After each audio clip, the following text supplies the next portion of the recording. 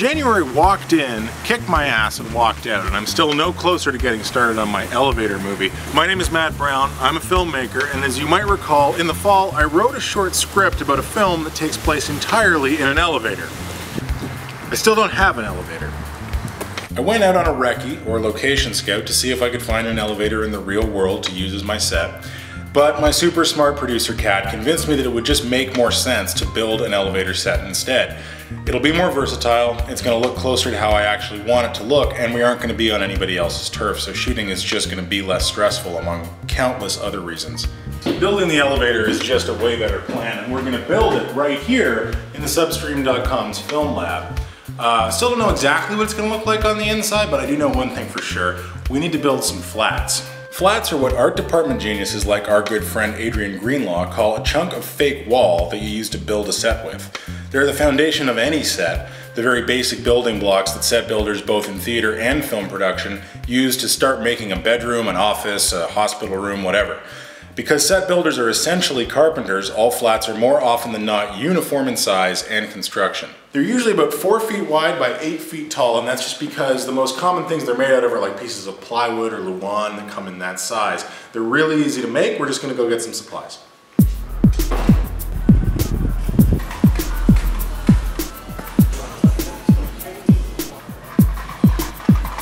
Behold, the pyramids at Giza for the home development crowd. Home Depot is where we've decided to come. We've done a rough plan of what the elevator is going to look like. We're going to need to build about 8 flats. So what we're going to use is called Masonite. That's here, right here, and the reason we're using it is very smooth on one side, so it's going to give us a nice finish. And because we're building 8 flats, we're going to need 8 pieces. They're each 8 by 4, so that's what we're going to get right now. Now for the frame that we're going to be nailing and gluing to the back of the pieces of Masonite, we're going to be using these 1 by 3 pieces of wood. They're 8 feet long, we're going to need 3.5 pieces per flat, 8 flats, 3.5 pieces, 28 pieces total. In addition, I'm going to need to build some jacks to hold the flats up, so for that I'm going to be using pieces of plywood. I'm going to need 2 pieces of plywood to make 4 jacks in total. Supporting them with 2 by 4s, I think I'm going to need 4 2 by 4s to pull this off. So that's all the wood in the universe, and now I need some wood glue and some nails.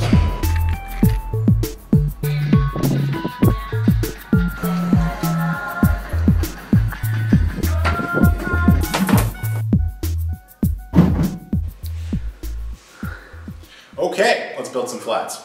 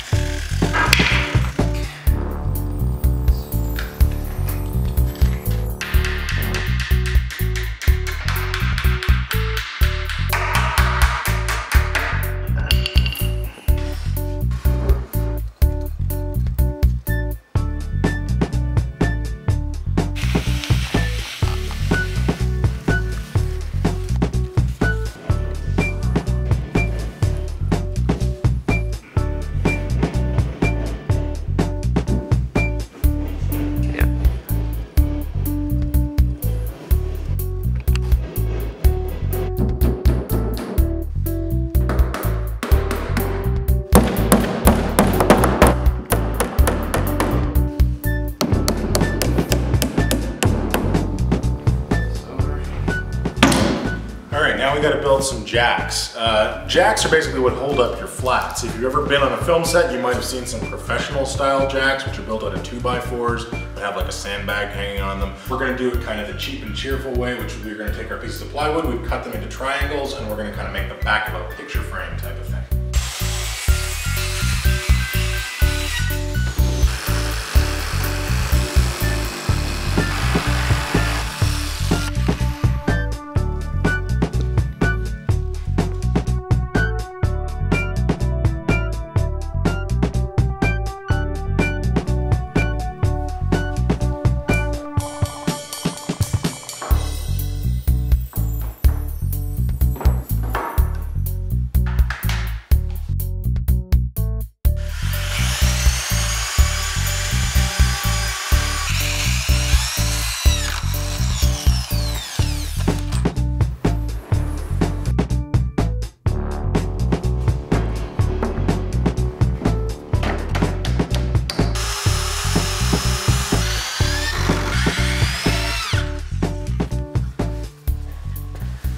get yourself a hanging weight like a sandbag. You can put it right there to hold the flat in place. There you go, an actual standing, not falling down flat. It's a physical object. I couldn't be more excited about it. Now I've got to build 7 more of them, and then comes the fun part. We get to skin the inside of it and figure out what it's going to look like, how we're going to finish it. We're going to go to some specialty shops and get elevator-related gadgetry to stick on the inside. But that's in the next video. Till then, make sure you wear your safety goggles and watch those fingers.